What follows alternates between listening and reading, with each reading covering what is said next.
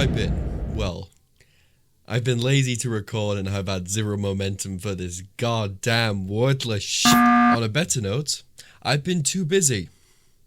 I have been pulling 14-hour shifts at work, been doing everything I can. I've been making these videos for 6 years. Burnout does happen, and I've had 4 channels full-on wiped from this actual community. Someone spam reported me. I've had 2 channels, fair enough. I've actually had AI in it. Well, fair enough on me for that, but the other 2 didn't deserve to get permabanned. I've had 2 accounts hacked. It kind of ruins the momentum for me a little bit, but otherwise it's not too bad. But I did promise a part 3 to this almost 2 years ago now.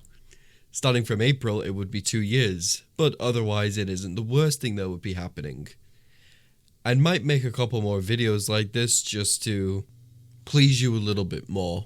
So if anyone here would like to see videos that are not of that variety that what I've been doing since OniX, so any of you actually want to see videos like this, I know people have made fanfic videos of everything imaginable, so just be creative. If you want to see videos like that, just link them below. For the love of God. Without further ado, touch grass. We skipped 3 days into the future when all of this was brought more to the light. The UA was swarmed by media. Teachers had to make informal decisions to try and close classes for 2 weeks, but everything had to go on for the hero department because they have to learn eventually what they're actually going up against. Mr. Aizawa would make an informal decision to try and give them 2 weeks off for training, but it doesn't go so well for him when he has to do all the interviews and everything. Well, otherwise it was okay. While they were in class, Izuku was chatting to his friends, especially Kirika. While they were in the class, Kirika brought up with Izuku if he was still mentally okay with all of the stuff that was happening to him, with the media swarming him and her as well during their classes and when they were trying to go back to the house. Izuku would talk with her about many things, between how they're going to train, how they are going to get stronger, and how is he going to master One for All correctly. Because the way he's using it currently is killing him slowly but surely. Kirika would usually by the fact she's going to punch him as hard as she can while he's got it activated, so he can build up his durability. In back of her mind though, that demon is calling her darling, or her best friend darling. She never understood that, so she would try her best to understand why she would feel that way towards her best friend. So she would try and figure that out by researching it. While Izuku and Kirika were both having this conversation, their friends also intervened, trying to give their thoughts on the situation that was currently happening outside of UA. But everyone has their own opinion. Uraraka and Ida both intervened with Izuku and Kirika's conversation, trying to understand how they actually survived. Izuku tried to bring up many other things, with trying to dodge the question about One for All, so on and so forth, but everyone has to find out about everything eventually, but it's not today that they will. As the day came to a close and Aizawa gave them their schedule, Izuku, Kirika, Uraraka, and Ida would both walk home. As they would both talk to each other about their training, Ida would bring up how Izuku's training regimen would be. He would bring up certain things like he's going to increase his durability with Kirika throughout the entire week, but I don't think that's really going to happen anytime soon. During this week off, or 2 weeks now to be more precise, Izuku would train up One for All, trying to master it in his own way, but with certain repercussions. He couldn't use 100% in case he'd kill himself during the actual altercation that he would ever come to. During this 2 weeks, he figured out more about his quirk. Oh well, One for All. During this period, he managed to master at least 10% of the power, and boosting his durability up by just a little bit more than what he was having originally. So, on week 2, he managed to get Kirika, and so they could train together like they promised. The first week he couldn't train with her because the second week also incurred that he was durability training, strength training, and trying to make sure he could read his opponents correctly without bloody dying. So it made it a lot easier to make sure that he didn't die by one hit midway through a fight because he was incompetent in doing so. During the altercation that him and Kirei were fighting, Kirei managed to hit him with an overhand to the head, sending him far back and skidding. Until he got back up and rushed her, shouting "smash" at the top of his lungs, managing to hit her, sending her back the same way, as her ogre instincts would kick off as they both would brawl during the day. Izuku would see that when she was fighting, she fights more animalistic and with rage, but this time she was more excited with it. As their days came to a close, the UA Sports Festival would kick off, as the lots were drawn with what the actual first event was going to be. The first event also including to be the obstacle race.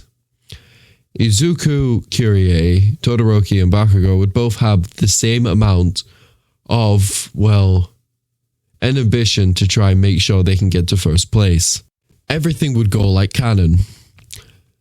Izuku would launch himself forward with One for All and get to the minefield. Him realizing he couldn't go that far without damaging or blowing something up, he would do the same thing he did, and the moment he got near to the finish line, he would get a similar boost and launch himself straight through.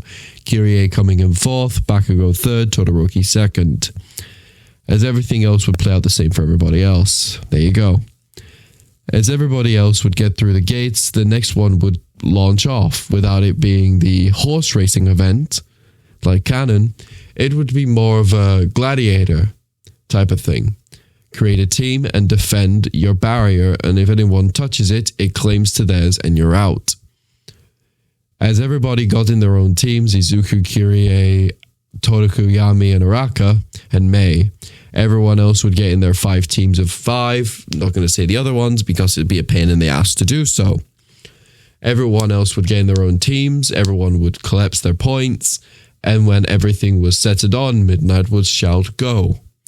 As everyone else would get together, get their points together. About 3 teams were out immediately, including Monama's team that got out because of Bakugo rushing him. As Bakugo would think to himself that he was going to go for Deku's points afterward the battle. The battle would gear on as Todoroki would try and freeze off Izuku's team. It didn't work since Izuku's now got almost full mastery of his quirk. With 10%, he's able to smash icebergs.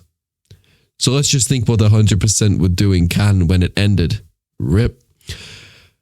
As Izuku would keep throwing these punches as much as he could, as the points would come, as the end of the actual point gathering would come to an end, as 30% of the teams would, be out. As the rest of the 70% teams would be split off, and who, better yet, would be called out. Some of Shinso's team, Tail Guy, Sugar Man, and so on. Everyone who was in the cavalry battle, not cavalry, everyone who won originally won.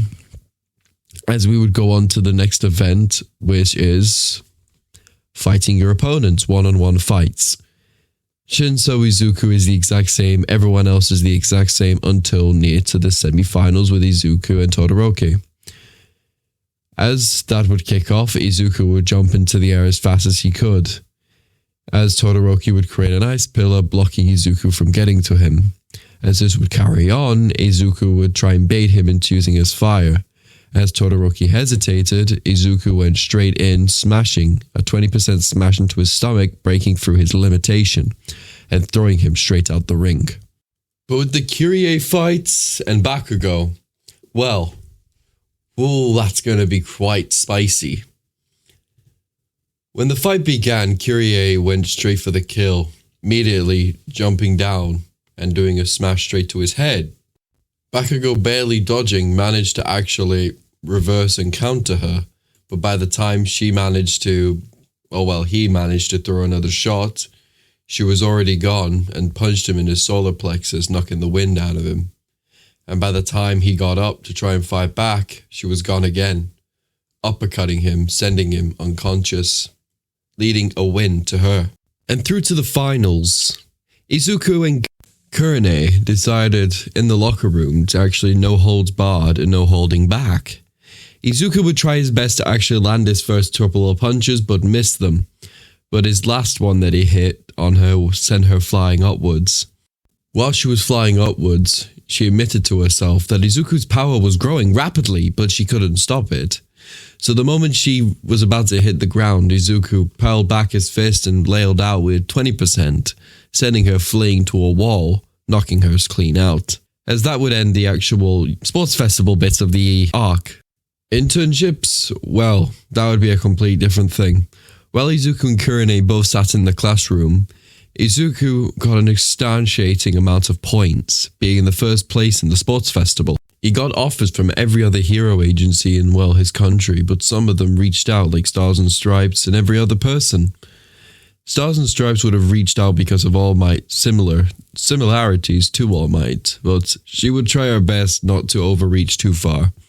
But Izuku ended up going with the same person Kirine went with, Mirako, because they both ended up needing more training in physical attributes, so as kicks, punches, and technique. All Might would want to change Izuku's mind with going with Kirine, but Izuku couldn't really change his mind anyways because his mind was set on going with Kirine to go with Mirako. So they would spend the rest of the week trying to do it, and the state incident, well, that would change as well. Ida would be dead. He would have, let's just say, he didn't really think that well through, did he? As through Izuku and Kirine's training, they would have been called by Ochako to be notified that Ida had passed away. Izuku would be heartbroken of this, but it would have inspired him to make sure he trained a lot more during his time with Mirako. As Izuku and Kirine both trained under her, they both went out for patrols one day. As they came back from patrols, Izuku felt a lot more tired than what he once was, so the moment he went to bed, he woke up in a black void. While he was in this black void, he saw 7 other figures just sitting around, one of them being on his own, shadowed in gold. As Izuku would walk around this state, wondering exactly where he was, until he heard a voice. It's early ninth. As a hand would shove around to Izuku's face as a bright light would shadow him. As Izuku shot up in a cold sweat as One for All active. As Izuku looked around until he saw just his room. As he was shocked and disturbed, he decided to actually do something he should have done in canon and called All Might. Izuku had a conversation with All Might for a couple of hours, trying to get a grip of why he was seeing this now. All Might told him when he got his injury, he heard One for All speak to him as well. The day before he got his injury, for him to be careful. And well, look where that got him. As Izuku would compensate with this for a while until this next day came, as Kirine and Izuku both walked into Mirako's agency, tired and bruised. As Izuku would fight Mirako for that day, Izuku would almost get an upper hand on her, but with her experience, he got absolutely mogged. Throughout the week until they went back, the only thing they could do was train over and over again.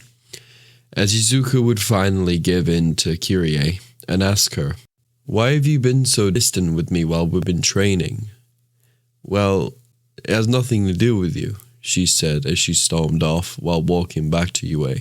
As Izuku and Kirie's relationship would stay the same. "I know what y'all want, and I can't give it you. I don't want my account to be taken down." As Izuku and Kirie both went back to UA, All Might would bring up One for All once again. And the demoness in his, UA's little capture area where they would experimented on her. Not physically, but they'll be asking her questions and everything. As Izuku finally gave in to All Might's demand about going to see her. As Izuku would go down there and open the door and ask her one simple question. "Why am I your darling?" Well, that would be the end of today. Y'all would get part 4 when either we get 2,000 comments or somehow 200 likes or 100 likes.